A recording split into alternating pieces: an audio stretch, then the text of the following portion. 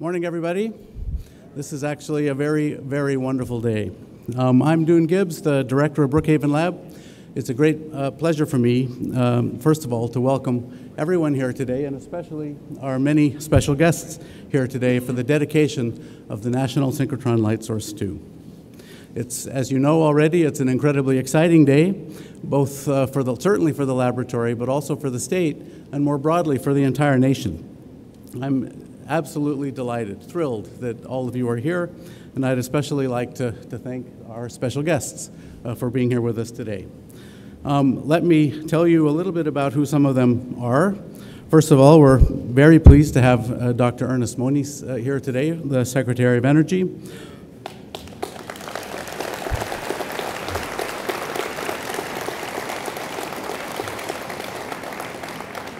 Accompanying him, Dr. Mike Notek, the Deputy Undersecretary for Science and Energy, but those of us at Brookhaven know him as the former chair of the NSLS. That's actually how we think of him.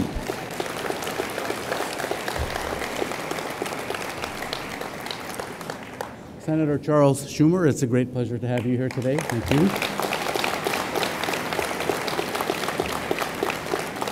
you. Representing Senator Gillibrand is Deborah Tinarello. Also, Congressman Lee Zeldin, pleasure to welcome him.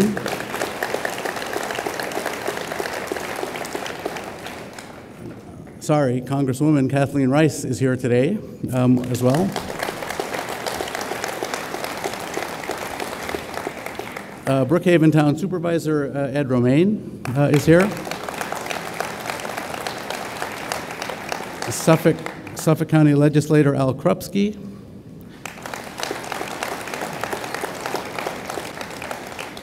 Barry Greenspan, the Acting Director of the Long Island section of the Empire State Development Corporation. Rick O'Kane, the President of the LI Building Trades. And Mark Lesko, Head of Accelerate Long Island. And I'm not finished yet. It's a pleasure also to note Kevin Law, the head of the Long Island Association. Representing Governor Cuomo, Scott Martella and Tracy Holmberg. And finally, Sam Stanley and Ron Townsend, respectively the President of Stony Brook and the Executive Vice President for Global Affairs. From the town. A warm welcome to all of you here today and all of our special guests. Thank you very much for taking the time to be with us. Let me just say that before we go any further, it's slippery out there. We're not interested in anyone slipping, tripping, or falling. We don't want anyone hurt today. Safety is a core value at Brookhaven, so please pay attention out there, all of you, when you're walking around. We're here today to celebrate the dedication of the NSLS-II, which is the brightest synchrotron in the world. The NSLS-II project has been the largest project within the Department of Energy portfolio for the last 10 years at a cost of about $900 million. This project was brought in on budget, in fact, with additional scope, so under budget, but additional scope created as a result of that, and under time. We are very proud of that.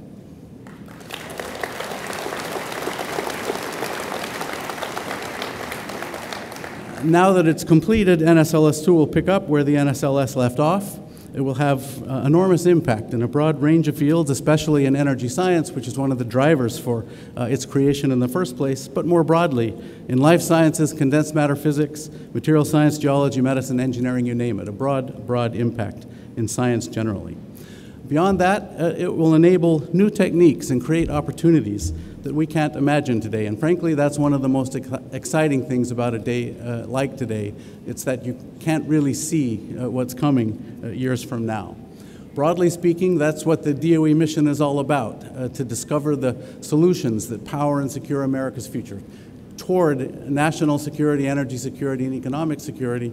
But the discover of the solutions part is what really marks the Department of Energy, all of its labs, and certainly Brookhaven Lab. Some of the things we're planning to do at NSLS-II involve using these kinds of beamlines, for example, to image batteries as they operate under real conditions. So to look at a working battery under its actual operating conditions, and based on what we learn there from the microstructure, to come up with ways to improve its performance. That's exciting. It's going to have an impact in renewable energy, and it's already been done at the NSLS. That's a prominent example for us with GE, in which the Durathon battery was significantly improved, a factory made in Schenectady, and hundreds of jobs created as a result of work that was done here. In this context, it's a great pleasure for me to thank Governor Cuomo and to acknowledge the partnership that we have with New York State, in particular for the commitment that the state has made of $65 million toward Brookhaven Lab, $25 million of which is going to be used for the beamline that I just described. So thank you very much.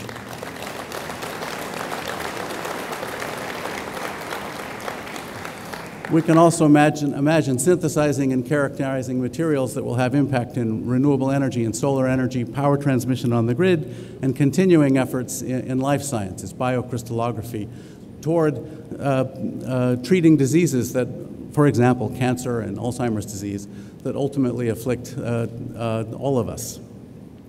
We're also hoping to add to the 2 Nobel Prizes that we picked up along the way at NSLS in those fields, chemistry and biology.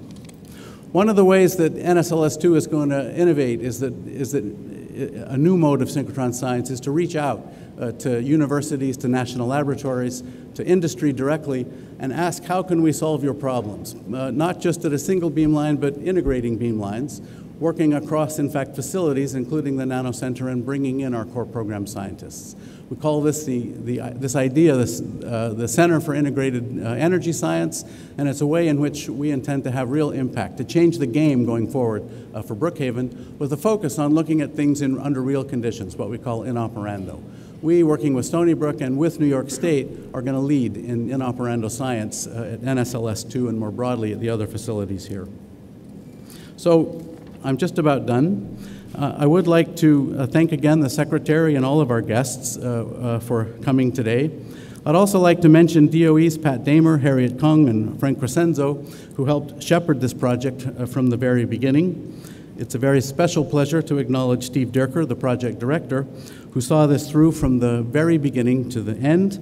I think it's fair to say that very few people understand the effort that was required for us to get here, and the very hard choices, the courage, and the expertise that he brought to bear getting here. So congratulations, Steve, and thank you very much.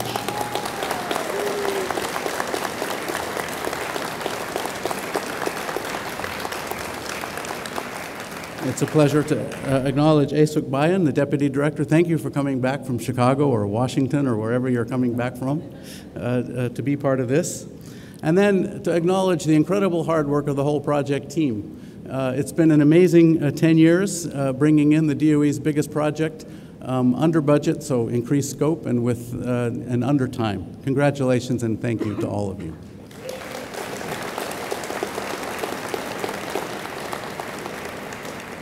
Finally, I'd like to thank the whole laboratory. A project of this size wouldn't be here without everybody pitching in, and all of us, no matter what we do, have contributed, and all of us can feel good about what's happening here today and all the impact that we're going to have over the next 10 years. Thank you all very much. So this is an incredibly exciting day. It's how laboratories like ours evolve and grow. We build, this is the beginning of the next big thing. We're very much looking forward to filling this building up with researchers, finishing the beamlines, and I should warn the Secretary that we're already thinking about the next big thing. So thank you very much for all of your time.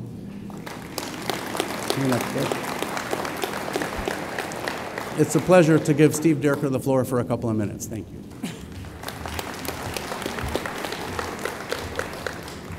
So thank you, Doon. I'd like to add my thanks to everyone for joining us here today to celebrate the dedication of NSLS-II. And thank you for Senator Schumer and Congressman Zeldin, Sam Stanley from Stony Brook University, and Ron Townsend from Bedell for your strong support over the years and for being here today. And thank you, Secretary Moniz, for the support of the Department of Energy and for being here as we gather inside the newest synchrotron light source at a DOE National Laboratory. I'm pleased to see so many of our staff here today, As you know, getting here has been quite a journey. My gratitude for each of your contributions cannot be overstated. We could not have achieved so much over the last 10 years without every person working toward the same goal. As we passed each milestone of progress, we gathered together, much like we have today. 6 years ago, believe it or not, we were standing in an empty field on this spot for the groundbreaking ceremony. I remember looking at the blueprints for the building at the time, but it was hard to picture just how impressive this building would be when it was completed. Just 1 year after that, after we broke ground, we gathered again to sign the final steel beam in the construction of the ring building. It's displayed just down the hall here for everybody to see going forward, and it's a great reminder of the construction that brought NSLS-II from blueprints to a real building. Then 2.5 years ago or so, we celebrated the completion of this building with a walk all the way around the ring for the first time, which many of you attended with your coworkers, and even some of your children were present. This is a facility where the future of science will take shape, and future generations of scientists, whether they are students at Stony Brook today or still just primary school students with a keen interest in science, will have a phenomenal new tool available to them for cutting-edge science for decades to come. Most recently, we gathered together for what I think was one of the most exciting milestones, our first light observation. In October, we stood right here on the experimental floor next to this beamline, the coherent soft X-ray beamline, to watch a detector capture the first photons from this one-of-a-kind machine, and the image showed up right in those displays right there. So the energy of the crowd was electric at that time. It was a huge moment to see the facility come to life, to work toward fulfilling its promise and signaling the beginning of our scientific endeavors at NSLS-II. Looking back to the very beginning, or about roundabouts of NSLS-II, I remember a very exciting time when we got word from the Department of Energy in 2005 that we were awarded Critical Decision Zero, the first step in beginning the design and construction of this facility. It was an exciting time, one full of promise. And now we are poised to make good on that promise with discoveries in energy storage, superconductivity, protein crystallography, and what I think are the most exciting types of research to come, those discoveries that we cannot even imagine today that will be made possible by this extraordinary new facility. I have been honored to lead an extraordinary group of people in building NSLS-II. It's important on a day like today to take a moment to look back at our accomplishments as I just did. But as we dedicate NSLS-II, it's even more important to look forward. And we are all looking forward to the exciting discoveries that will be made possible by NSLS-II. Thank you again.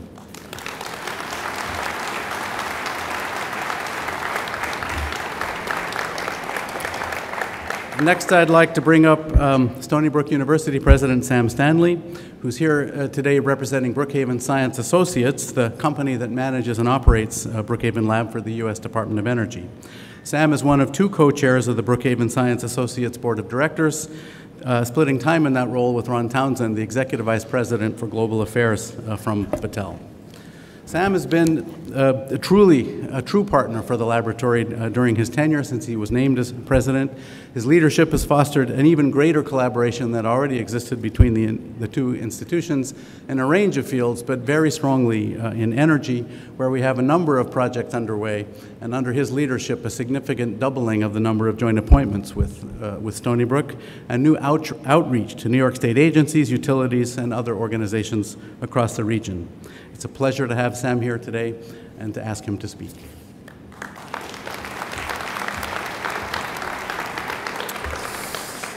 Well, first of all, thank you so much, Doon, for those very kind words, but also thank you so much for your leadership of this amazing laboratory. Please join me in thanking Doon. Done a fantastic job and really has been a tremendous partner. I want to take the opportunity to extend my greetings as well to everyone who's here today, particularly our special guests, and I won't reiterate everybody that Doon did, or will be here for a very long time, but I would be remiss if I didn't welcome our Secretary of Energy, Ernest Moniz, Senator Charles Schumer, our new congressman from the 1st District, who from the day he was elected has talked about how important Brookhaven National Laboratory is to his district and the country, Congressman Lee Zeldin. Please join me again in thanking all of them for coming. Congresswoman from the 4th District, Kathleen Rice, already a champion for Brookhaven again, and we look forward to working with you.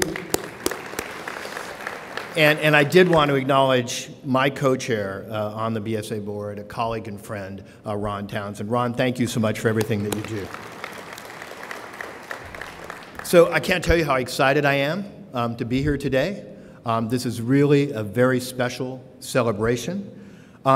We had a hell of a run with NSLS-I, right? That was a hell of a run. 32 years, 57,000 users, 17,000 publications, 2 Nobel Prizes. That's something we should all be proud of, and let's hear it for everyone who worked on NSLS-I. Yeah. But you know what? I see an even brighter future for NSLS-II. Every pun intended, yes, thank you. A brighter future for NSLS-II, maybe 10,000 times as bright, right? This next generation synchrotron is going to enable us to push the frontiers of photon science, both in basic and applied research. And I think all of it is going to be in perfect service to the Department of Energy's mission of ensuring our nation's security and prosperity by addressing its energy challenges through transformative sciences and technology. That's really the epitomizes what we'll be doing with NSLS-II. And from Stony Brook University's perspective, we were the single largest outside user of NSLS-I and a significant part of our strategic plan in the physical sciences, including faculty hiring, is founded and predicated on the extraordinary capabilities of NSLS-II. So today has come to pass really because of the people here today and the colleagues they represent. I want to acknowledge our legislators for their unwavering support of science, and particularly Brookhaven National Laboratory, the Department of Energy and its Office of Science for their bold vision for energy research, the critical teamwork that had to take place between the side office, led by Frank Crescenzo, and the team at Brookhaven, absolutely critical to getting this done, and the leadership of Steve Durker, who led this project from its inception, and to all the members of his remarkable team. Please join me again in congratulating them. William Blake said that great things are done when men and mountains meet. Construction of NSLS-II was one mountain. Bringing it online to unleash its full potential will be another. But on behalf of Brookhaven National Laboratory and Brookhaven Science Associates, we welcome that opportunity and we thank you for it. Thank you.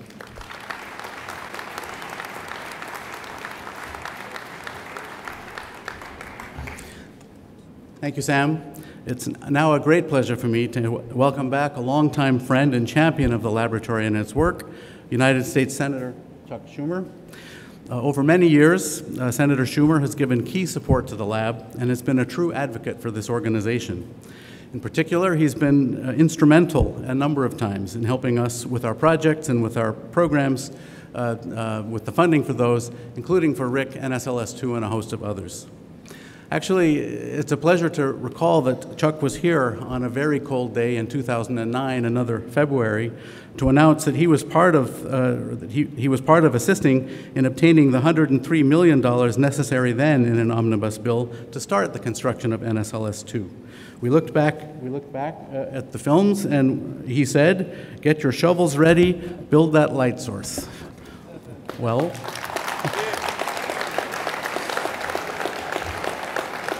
Senator Schumer, we took your advice, and it's a pleasure to have you back here today.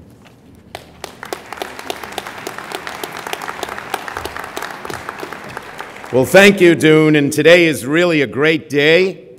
I want to thank everyone who is here.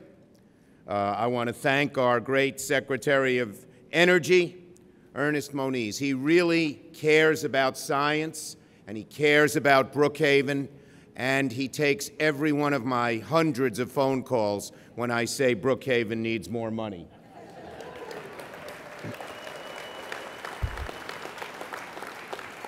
More importantly, not only does he take the phone calls, he actually does what we ask, by and large, and gives us the money to create this great science.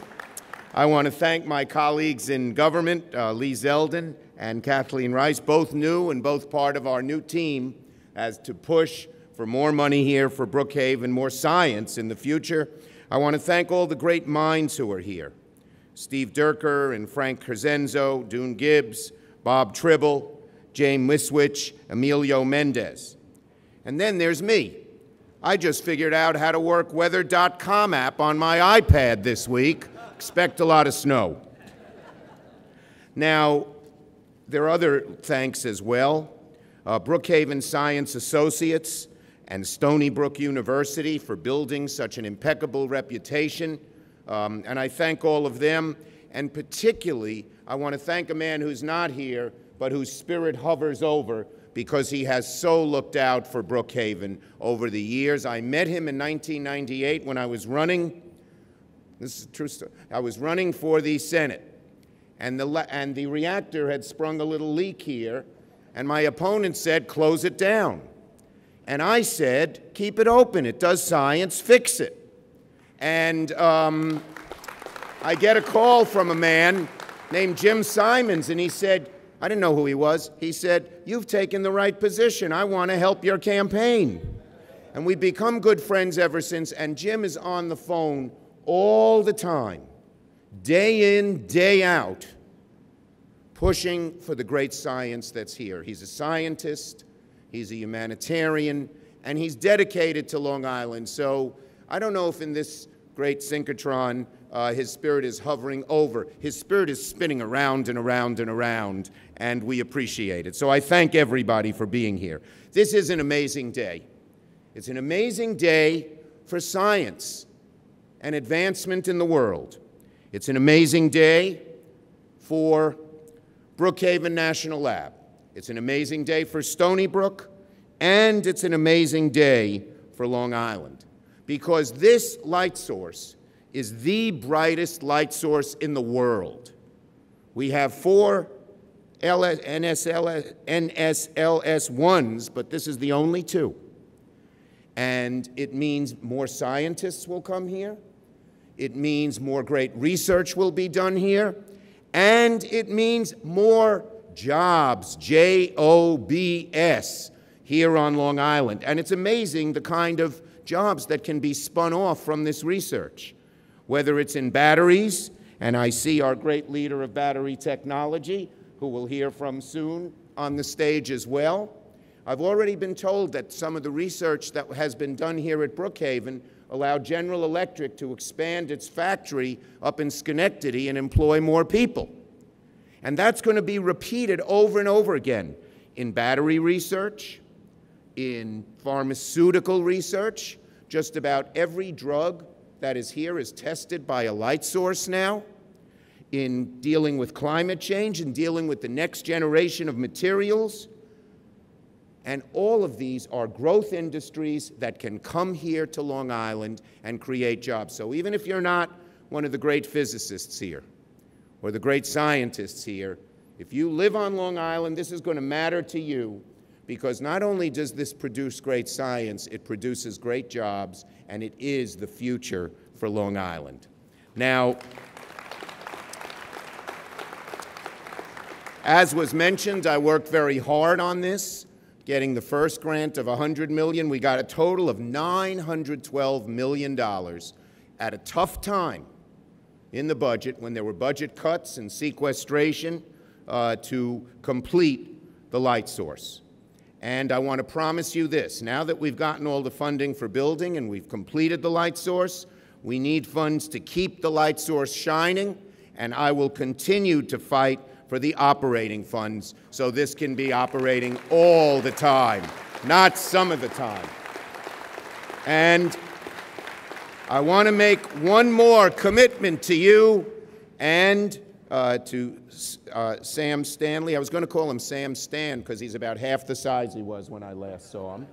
Congratulations. Did the light source do that? When the light source can get automatic weight reduction, we'll really know we've made it around here.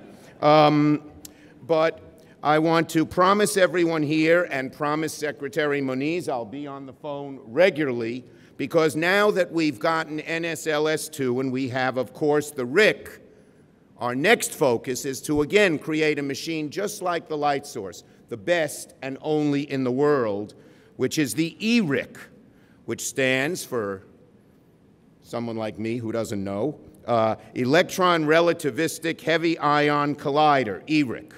And I am today announcing my support to get behind ERIC and do everything I can to get funding for this like we did before. Just as we had LightSource 1, we now have LightSource 2. Just as we have RIC, hopefully we'll have ERIC. Now, I know Secretary Moniz can't commit yet, but you know, the great thing about this man is he's a scientist. He's a brilliant scientist. And so when you make an argument on the merits, you can win. And that's what Brookhaven has done over and over and over again. So finally, one last thing. I want to thank all of you. When I see all the people here, first, I know that probably the average IQ around here is about 180. But just so many people who work so hard and are so dedicated, and I've met many of you through the years, are to boot such nice people. We're all up on the stage, but we know from the great physicists and engineers who run the light source to the people who are here at night sweeping up the floors and keeping the place clean. It's a great family and a great team. Thank you for all you do for Long Island and for our world. Thank you very much, everybody.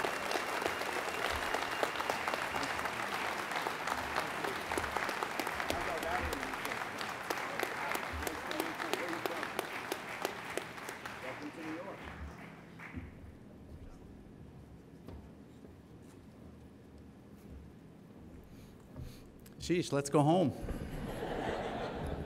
Thank you very much. It's a great pleasure now to introduce Lee Zeldin. As you know, Lee was recently elected to the United States Congress 1st District in New York, out on the East End, and represents us. He currently serves on 3 committees: Transportation and Infrastructure, Foreign Affairs, and Veterans Affairs, as well as a number of subcommittees, including as Vice Chair of the Subcommittee on Aviation. We're absolutely delighted to have Lee here today.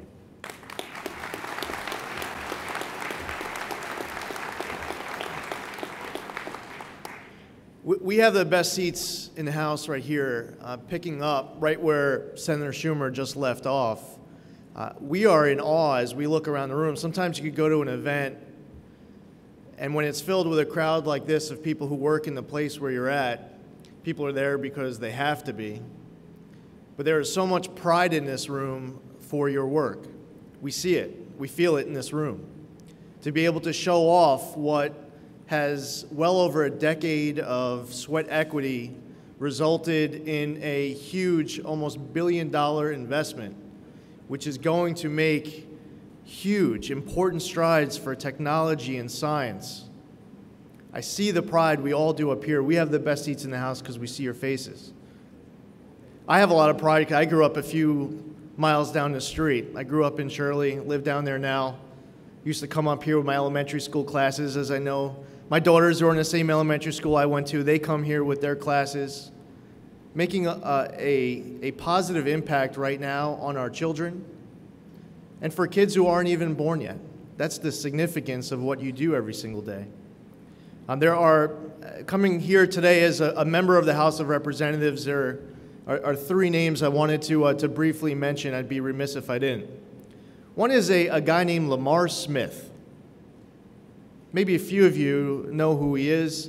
He's the chair of the Science Committee in the House of Representatives. He doesn't represent Brookhaven National Lab. He doesn't live here. He lives in Texas.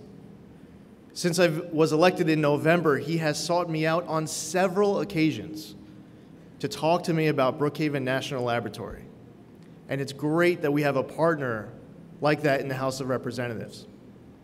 Kathleen Rice, you, as a result of now entering 2015, you actually have 2 members of Congress representing Brookhaven National Lab. To Kathleen's credit,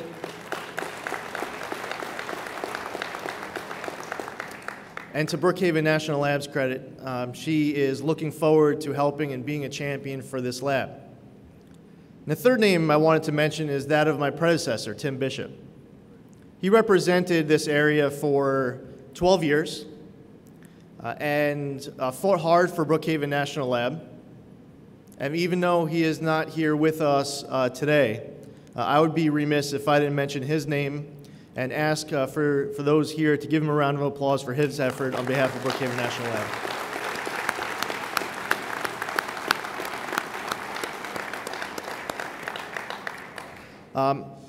I'm also on the stage with great people who have been mentioned and you have acknowledged, and it's an honor for me to share the platform with people, especially Esther, who, if you do some research on her, that probably what a great symbol of everything that makes Brookhaven National Lab right here on stage with us. I believe in American exceptionalism. We live in a great country. What is it that makes it so great? It's not any one thing. You could point to having a strong military. You could point to being a leader in the global economy. You could point to our Constitution or our freedoms and liberties, our way of life. We are greater than any other nation in the entire world. American exceptionalism is right here with us today. This is American exceptionalism. There's actually a line in the United States Constitution that says it's a congressional duty to promote the science and arts. And there are debates of what should be the proper role of government, especially when it's tough times and you're trying to balance a budget. If we're doing our job, we're fighting for our country, our future, and our kids' future. If we're fighting for American exceptionalism and continuing to be the greatest country in the world, we're going to continue the fight for Brookhaven National Lab. We're going to take the inspiration, the science, the victories ahead.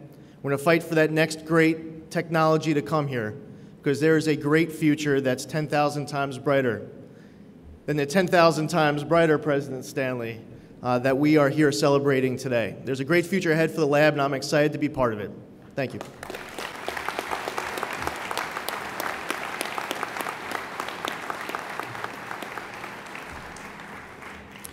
It's a pleasure now to introduce Esther Takeuchi. I think she has just been introduced. I don't have much more to say than that.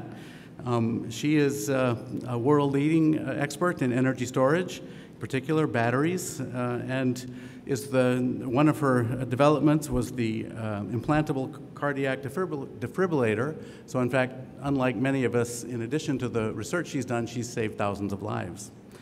I'm not going to go through all of her awards, but they include, and say what they mean, it includes the Murphy Award in Industrial Engineering from the American Chemical Society, National Inventors Hall of Fame, National Medal of Technology, which President Obama gave her, National Academy of Engineering, and on and on. Here she's going to focus on energy and energy storage. She's a joint appointment with Stony Brook, Brookhaven Stony Brook, and it's a pleasure to welcome Esther.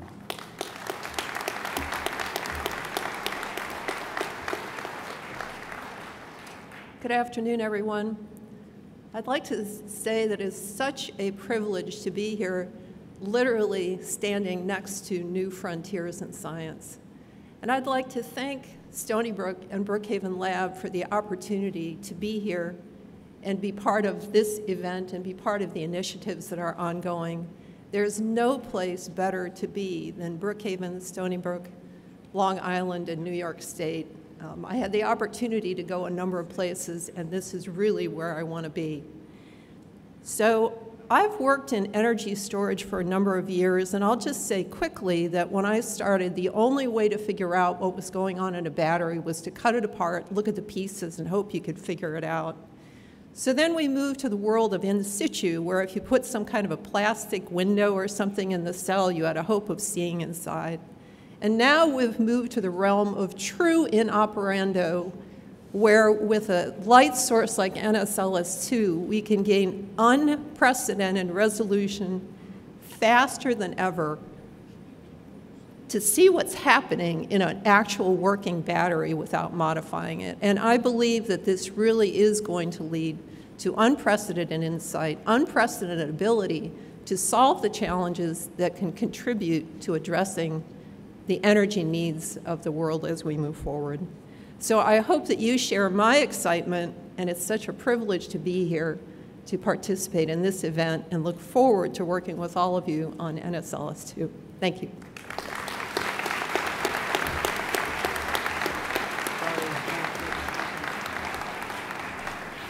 Next, I'd like to introduce Melissa Sims, who's a PhD student at Stony Brook University, a prospective user for NSLS-II, and the kind of people at Brookhaven we're reaching out for, youngsters and the future, that kind of, the kinds of discoveries that we're going to make 10 and 20 years from now.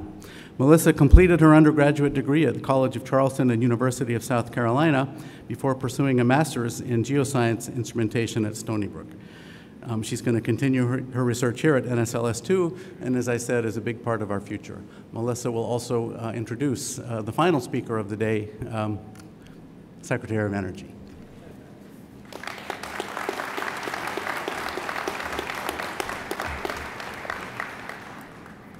Good morning, everyone. It's a great honor to be here for this celebration. It's a very exciting day for all of us who have been eagerly anticipating the startup of NSLS-II and the next generation of experiments we'll be able to conduct here. As a PhD student at Stony Brook University, I used light sources, including the original NSLS, to study geosciences, particularly the pressures and temperatures of materials during meteorite impacts. Having access to these kinds of advanced experimental tools is one of the great benefits of being a Stony Brook student. I work primarily with diamonds, squeezing minerals between them to create the intense pressures and temperatures that meteorite impacts cause in order to determine how mineral structures change at those conditions. This work is important because the data we generate can be used for comparisons with the data collected by astronauts on the moon and from NASA rovers on Mars in order to understand solar system formation. NSLS-II's super bright X-ray beams are going to greatly enhance our abilities to study these impacts and materials on incredibly fast timescales, from microseconds to seconds instead of hours. So I'm working now with the team developing advanced instrumentation for the XPD beamline, which is now under construction. That's where we'll be doing this work in the months and years to come at the world's brightest Synchrotron light source, all made possible by the Department of Energy and Brookhaven National Lab. I'm very much looking forward to it. I'm honored now to introduce our keynote speaker, Energy Secretary Ernest Moniz. As United States Secretary of Energy, Dr. Ernest Moniz is tasked with implementing critical Department of Energy missions in support of President Obama's goals of growing the economy, enhancing security, and protecting the environment. This encompasses advancing the President's all-of-the-above energy strategy, maintaining the nuclear deterrent and reducing the nuclear danger, promoting American leadership in science and clean energy technology innovation, cleaning up the legacy of the Cold War, and strengthening management and performance. Prior to his appointment, Dr. Moniz was the Cecil and Ida Green Professor of Physics and Engineering Systems at the Massachusetts Institute of Technology, MIT, where he was a faculty member since 1973. At MIT, he headed the Department of Physics and the Bates Linear Accelerator Center. Most recently, Dr. Moniz served as the founding director of the MIT Energy Initiative and as director of the MIT Laboratory for Energy and the Environment, where he was a leader of multidisciplinary technology and policy studies on the future of nuclear power, coal, nuclear fuel cycles, natural gas, and solar energy in a low-carbon world. Dr. Moniz received a Bachelor of Science degree, summa cum laude, in physics from Boston College, a doctorate in theoretical physics from Stanford University, and honorary degrees from the University of Athens, University of Erlangen-Nuremberg, Michigan State University, and Universidad Pontificia de Comillas. Secretary Moniz, on behalf of all of the researchers, current and future, who will push the boundaries of science using this machine, thank you. Good luck with your research.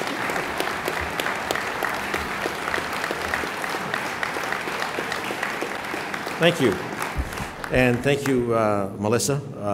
I agree with Doon that she represents why we are building this machine, because I remind you, we expect a good, say, 25, 30 years of research out of it. I regret to say I see very few of you, other than Melissa, who will be using this accelerator in 2045.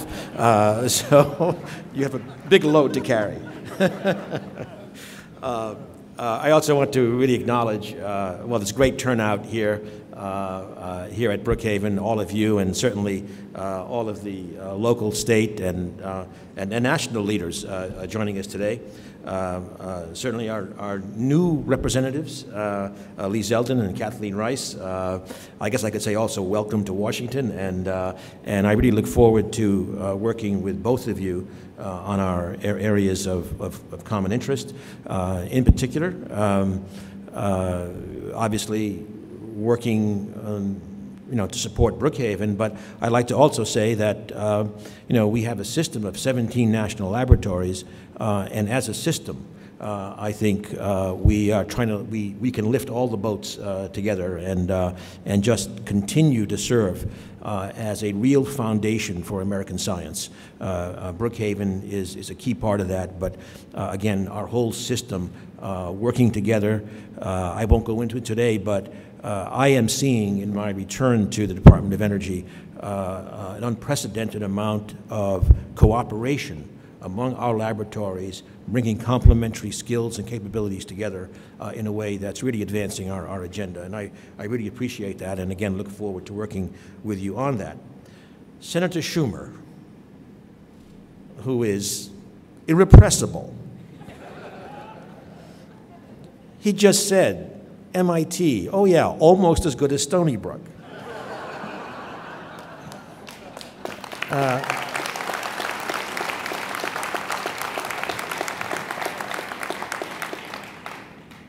He mentioned his telephone hotline to my office. We are keeping statistics. Chuck Schumer, 534 others. It's close. But Senator Schumer, all kidding aside, really has been a tremendous supporter of Brookhaven and, frankly, of all kinds of activities in terms of science and technology in New York. The NSLS-II support has already been talked about, and I should add, in addition, I think, to that original tranche, also in the Recovery Act, very important funding to make sure that this could go on budget and on schedule. But I also want to say that this support from Senator Schumer and some of his colleagues, and certainly that includes Senator Gillibrand, with whom I was able to speak recently about this. But Senator Schumer's interest clearly and impact goes well beyond. I'll just give one other example. In the department, we have been, of course, quite concerned, as I'm sure you have been, in terms of future Superstorm Sandy kinds of things. And so one of our recent activities working with the senator was to establish a Northeast gasoline supply reserve. So these kinds of activities, I just want to emphasize, it's a broad-based discussion that we have. And sitting next to him, I was concerned, but I did find, remarkably, I still had my wallet. And he's slipping a little bit, I think. But anyway, okay, let's move on. Doon, I want to thank Doon Gibbs for his very strong leadership here at Brookhaven, really sustaining Brookhaven as a world-class research center. He oversaw the design and construction of the Center for Functional Nanomaterials, and of course advancing this, and of course the linkages between the NSLS-II and the Nanomaterials Center. I also say that I must say, coming here today, I'm coming here in kind of my fourth role. One was as MIT professor and researcher and administrator. Another was when I was at the Office of Science and Technology Policy. Another was when I was Undersecretary of the Department of Energy, and now coming back for the first time as Secretary on this wonderful day. So it's a place I'm quite familiar with. And in addition to Brookhaven itself, I have to say, this somehow seems to be a magnet for sweeping up my friends from around the country, as Bob Tribble and Bernd Mueller, I guess, could not be here today, but it's like we're going to have an NSAC meeting from 1993 again. And Dennis Asanis over at Stony Brook, and just a lot of a lot of old friends and terrific scientists, terrific people, and so that only just reinforces my my confidence in the path forward at Brookhaven and at NSLS. I also want to acknowledge Mike Notek here in the front row. Mike, why don't you stand up so that people can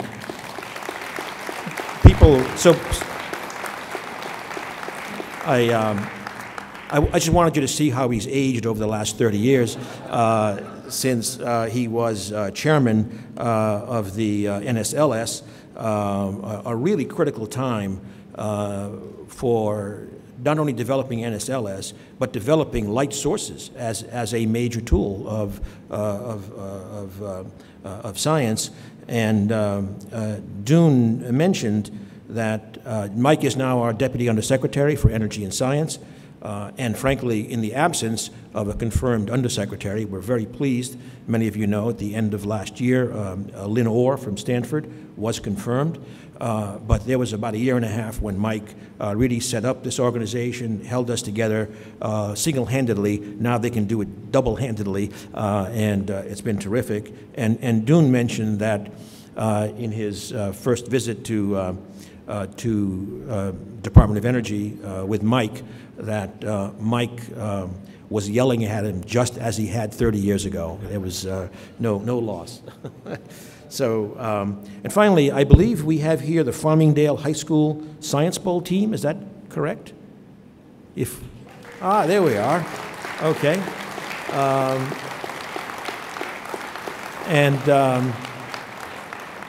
They won the regional competition here at the lab last weekend. Look forward to seeing you in Washington later in the year. And it's now, I can say that we do have some colleagues to join Melissa in the work here in a few decades. So, actually the last thing I'll say on a personal note and then make a few remarks is also at MIT, I headed the physics department, and both my predecessor, Bob Bergeneau, and my successor, Mark Kastner, are probably very well known to this community as well, because they were very intense users of the capabilities here at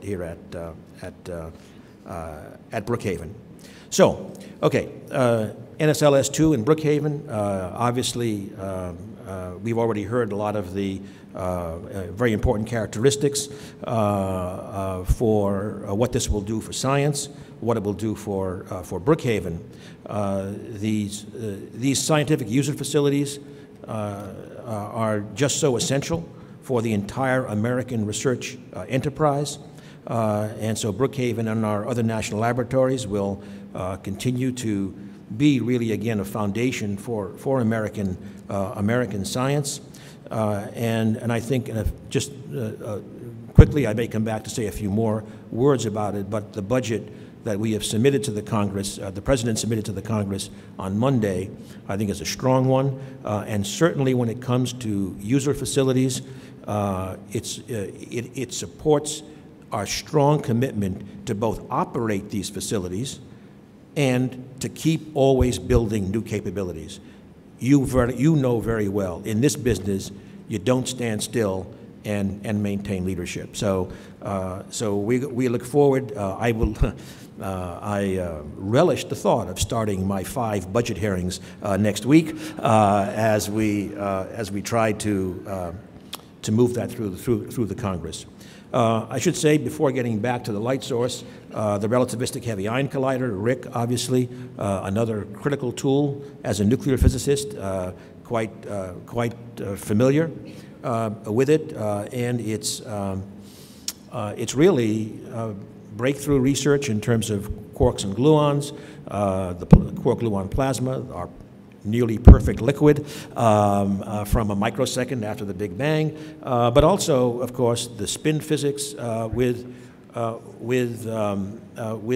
RIC and looking at gluon contributions to spin and the like. So really very, very critical. I also mentioned the Center for Functional Nanomaterials, and I know that that results from that center are, already gracing the covers of Science and Nature kind of year after year, and that will only be amplified through the connections to the NSLS-II as well. So again, that's what we're celebrating today, our brightest light source, looking at the nanoscale, looking at a whole host of research opportunities.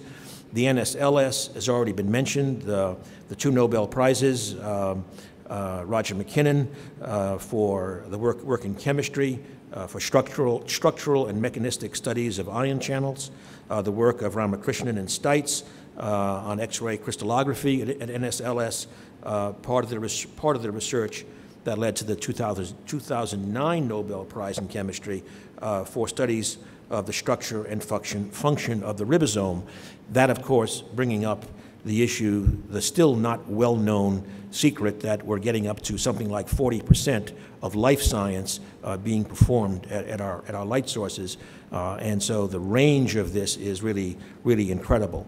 Indeed, you know, I think it's interesting, I'll just ad lib again, on the NSLS, as I said earlier, path breaking in terms of its design, but path breaking also in terms of what you can almost call the culture of science.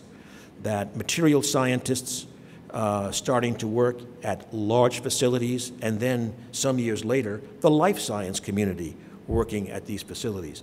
That was not the case 30 years ago. And so I think the NSLS contribution is historic in that sense as well. Although Doon doesn't take credit for it, at DOE we scrape for every possible bit of praise, and so we also add the Nobel Prize of Roger Sien, at least having had a hand in it here at NSLS for development of the discovery and development of the green fluorescent protein GFP.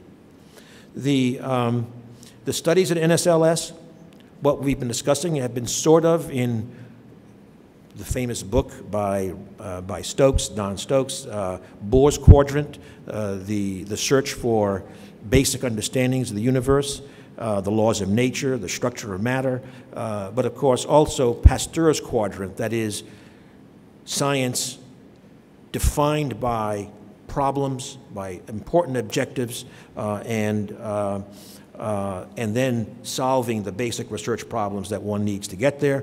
So again, an example, Senator Schumer already alluded to, just one of the examples, the one of General Electric using the NSLS and the APS at Argonne for developing this whole new line of batteries, being able to observe the internal chemistry of a battery operating in real time and proving to be the key to technical barriers, and then ultimately to a commercial opportunity in terms of building these batteries.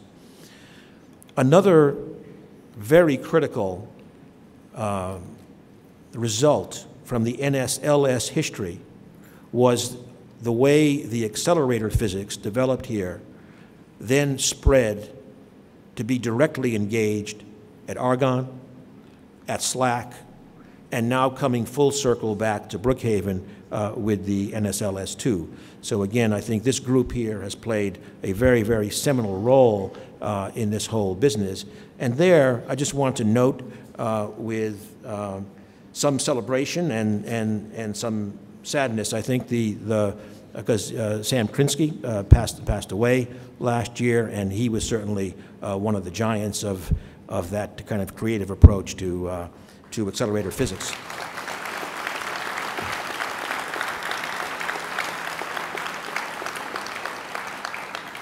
So NSLS-II, a extremely fitting successor to NSLS. We expect no less from you over the next couple of decades in science and in the whole influence of our scientific enterprise. But finally, I do want to also touch on the project management. It's already been said how the project has come in on budget and significantly under schedule. I mean, half a year or so under schedule, which is great for science and great for the budget. But what I want to say is, once again, thank you for doing that, because not only is it important for our budget, it's important for the Department of Energy and for all the projects that we need to do. We know that certainly across our department, we have some tremendously challenging projects, and some of them have not done so well on schedule and budget. Performing well in this project and in other projects is really critical for the department across the board. And frankly, it won't hurt Senator Schumer to pursue the science he's dying to get after in electron-ion collisions.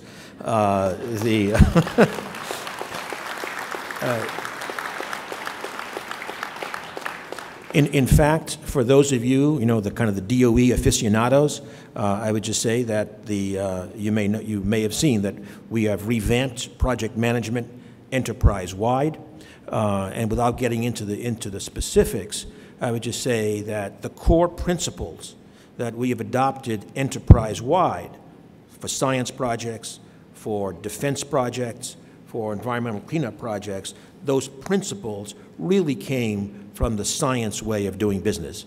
They will be applied in a slightly different way in different projects, but the core principles derive from what science has done, and this is a terrific addition to that history. I mentioned earlier the budget came out on Monday and strong. We have $11 billion for science and energy, 5.34 for science, about a 5.4% increase. I mentioned the strong commitment to operations. The basic energy science budget specifically, $1.85 billion, a 7% increase over current levels, reflecting, of course, our increasing commitment to material science as so central to both basic research and to our energy technologies. The request also includes $110 million for operation of the NSLS-II. We are doing other things with all of our lab directors as key strategic partners, but I think that's probably enough for today, and I want to, again, thank you, and I can't tell you how eager we are to see the science program build up over years. I mean, today, I think after all, today, we have light on only about 10% of the beam lines that we see you developing over these next years. It's going to be fabulous science. Thank you for your efforts.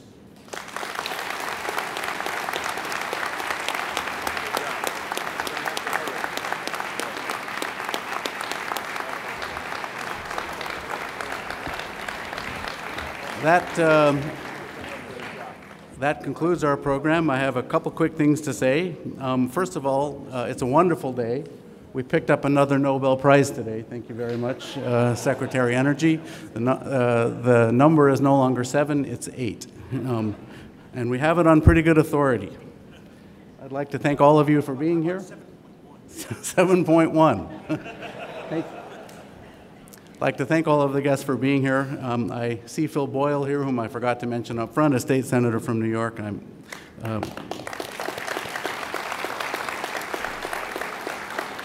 As you're leaving, please be careful about the ice. It's slippery out there. We don't want anyone falling over. A fantastic day. Thank you all very much for coming.